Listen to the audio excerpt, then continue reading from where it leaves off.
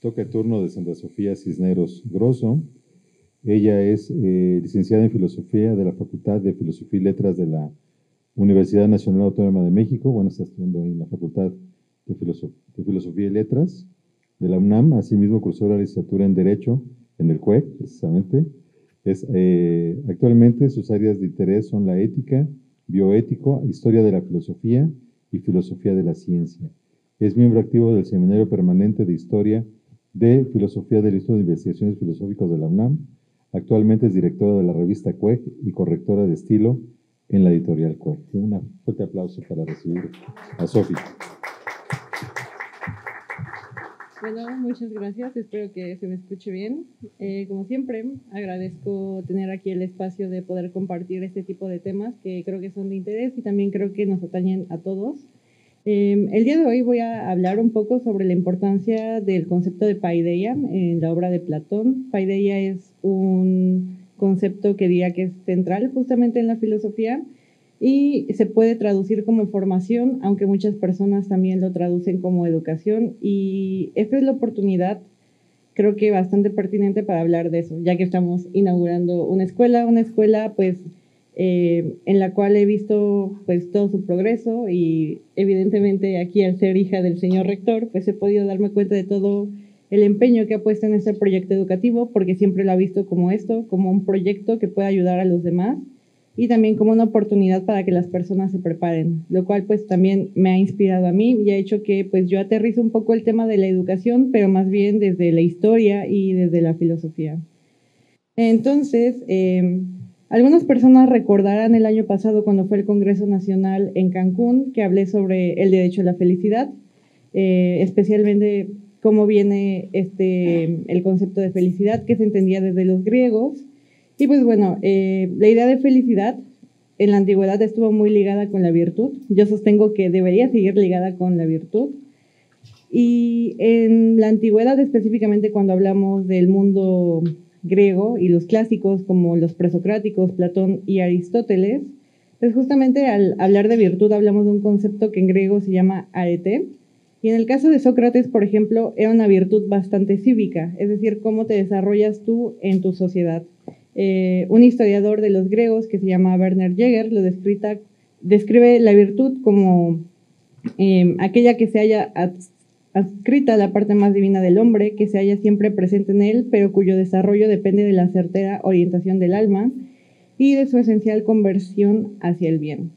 Es decir, que es justamente una persona cómo puede irse desplegando y cómo puede desplegar su personalidad para que en la sociedad en la que se encuentra, pues cumpla una función y esta función sea buena.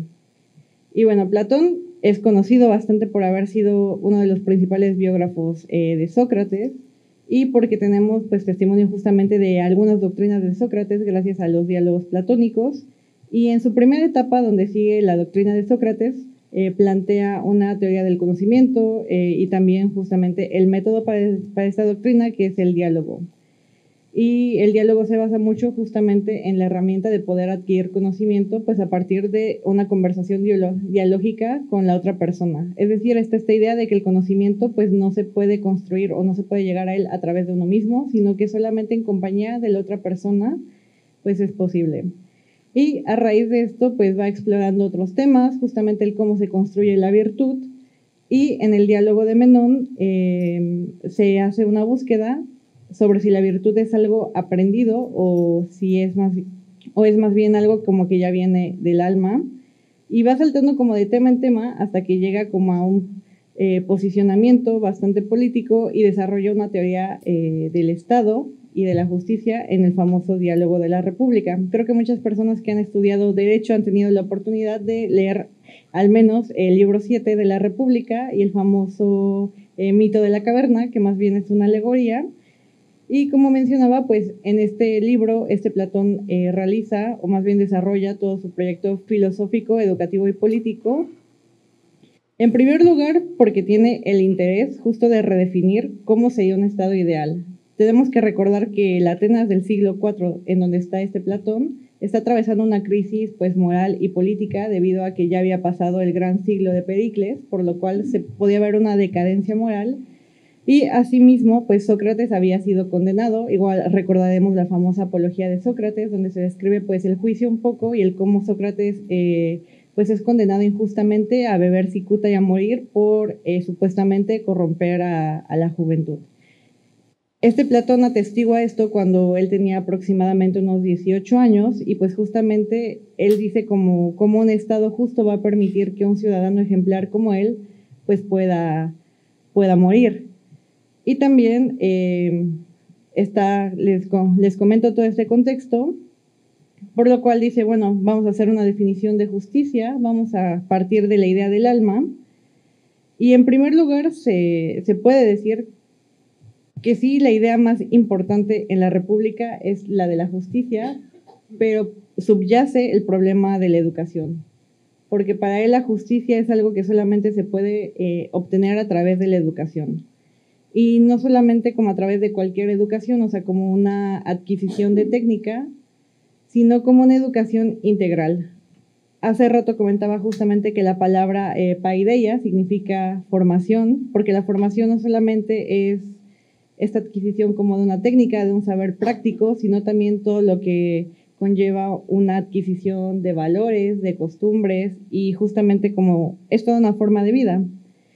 Entonces, este Werner Jäger justamente comenta que es indudable que el verdadero problema en la República de Platón es el de la paideia. Y en cuanto a la idea de justicia, se puede definir en Platón que consiste en la conformación interior del alma con arreglo a la cada cual una de sus partes hace lo que le corresponde y el hombre es capaz de dominarse y de enlazar en una unidad la variedad contradictoria de sus fuerzas interiores. Igual esto va en la línea un poco con lo de la virtud, la frónesis, la moderación. Se me hace muy curioso cómo se le atribuye a este Sócrates siempre la frase de conócete a ti mismo, cuando más bien era una frase que estaba inscrita en el oráculo de Delfos, junto con la de todo con medida, y que justo les menciono, se le atribuye a Sócrates cuando realmente más bien es algo que ya viene en toda esta tradición de la virtud griega. Y bueno, aparte de que es la paideia significa formación, justo en esta formación convergen varias cuestiones y también este mismo filósofo, que es este Jäger, menciona que en el tema de la paideia se encuentra la unidad de las múltiples manifestaciones del espíritu como la filosofía, la retórica, la ciencia. Pero esta lucha se suma también, contribuyendo con su parte el problema que a todos les preocupa, los representantes de las actividades prácticas, tales como la economía, la guerra, la caza, las ciencias especiales, como por ejemplo la matemática y la medicina, y finalmente las artes.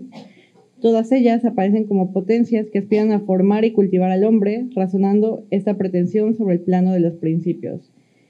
Y bueno, pues justamente Platón hace una crítica a lo que era la paideia antigua, especialmente porque los referentes en ese momento pues eran Homero y Hesíodo, y la crítica principal de Platón a este tipo de poesía es como de cómo vamos a educar a los ciudadanos si cuando leemos estos poemas lo que vemos son dioses caprichosos, dioses que se pelean entre sí, dioses injustos, por lo cual justo tiene que haber todo un proyecto político muy fuerte con el cual pues se puede instituir un Estado, porque un Estado sin justicia pues realmente no va a llevar a nada. Y también atraviesa el tema de la felicidad porque los griegos tenían como muy consciente la idea de que uno solamente puede ser feliz en cuanto a que vive en una sociedad que es justa, lo cual es una idea que creo que el día de hoy tenemos un poco distorsionada, porque muchas personas dicen como de, es que el cambio está en ti. Y sí, el cambio en efecto justamente debe de empezar por uno. Uno tiene que procurar ser virtuoso, ser recto, pero uno cómo va a ser feliz o también cómo puede ser justo cuando está en una sociedad donde no se admite ese tipo de virtudes o ese tipo de valores o donde no se cultivan.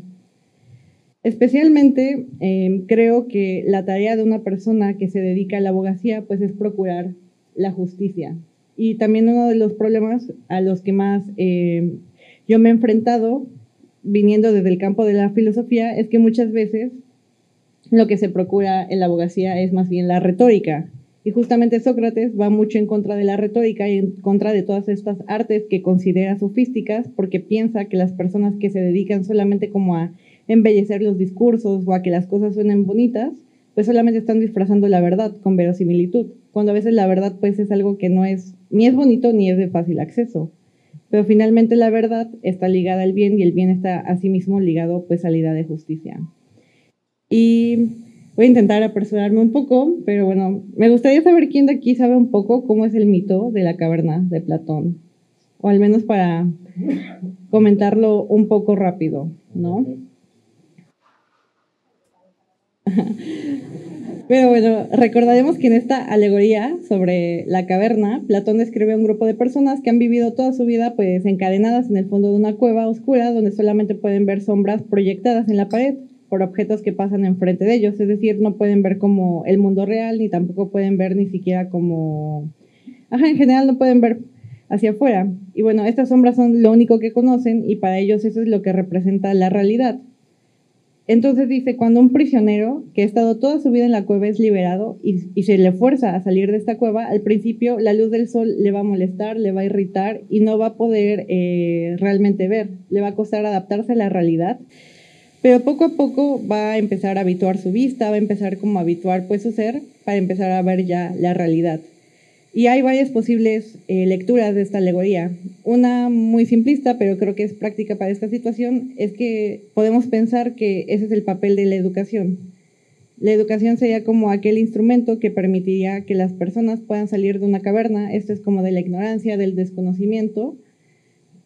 Y no solamente sirve para salir, sino para que poco a poco empiecen a habituar su vista, para que empiecen a tener esa disposición, para que puedan aprender y puedan recibir lo que realmente está en el mundo, pues en el mundo exterior.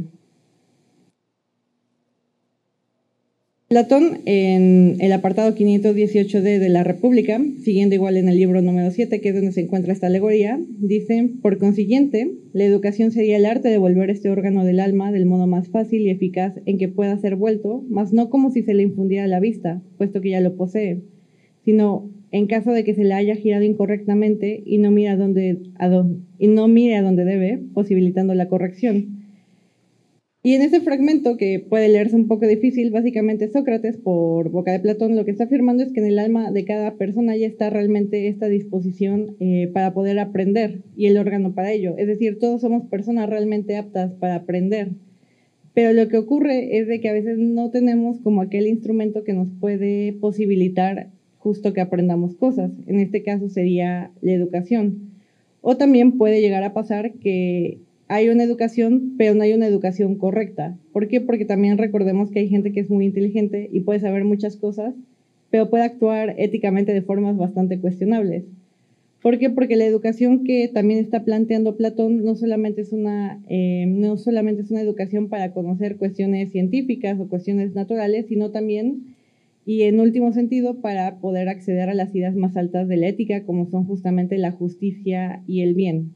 En dado caso, siempre el objetivo que apunta Platón es el bien, y más porque también bajo los griegos está mucho esta idea de que el mal solamente se puede hacer por ignorancia, es decir, que la gente que actúa mal es porque realmente no tiene un conocimiento de qué es el bien. Así que una persona que está bien encaminada, bien educada y sabe lo que es el bien, no podría entonces actuar mal. Así pues, creo que de una manera bastante general se puede describir cuál viene siendo el papel de la educación en lo que es Platón. Y también por último, ya hacia esta línea, pues menciona, y no es también probable e incluso necesario, a partir de lo ya dicho, que ni los hombres sin educación ni experiencia de la verdad puedan gobernar adecuadamente alguna vez el Estado, ni tampoco aquellos a los que se permita pasar todo su tiempo en el estudio, los primeros por no tener a la vista en la vida la única meta, la cual es el bien, a que es necesario apuntar al hacer cuanto se hace privado o públicamente. Los segundos por no querer actuar considerándose como si ya en vida estuviesen residiendo en la isla de los bienaventurados. Así, finalmente, pues, se desprende con Platón de que solamente aquella persona como que se dedica y ha podido contemplar el bien, es decir, una persona como que ha sido educada para ello, debería de ser la única persona que podría gobernar o podría estar en cargos así. Lo cual yo sostengo que es una idea bastante bonita, quizá muy ideal, muy utópica. No sé qué tanto sostengo la idea de que solamente un filósofo pueda ser justamente el gobernador de un estado, porque hoy en día es bastante complicado eso, pero definitivamente creo que si al menos las personas que son gobernantes se intentaran acercar a la filosofía y a todas estas ideas, pues en general la educación, el sistema educativo y el país podrían llegar a un mejor lugar. Pero bueno, muchas gracias por escuchar.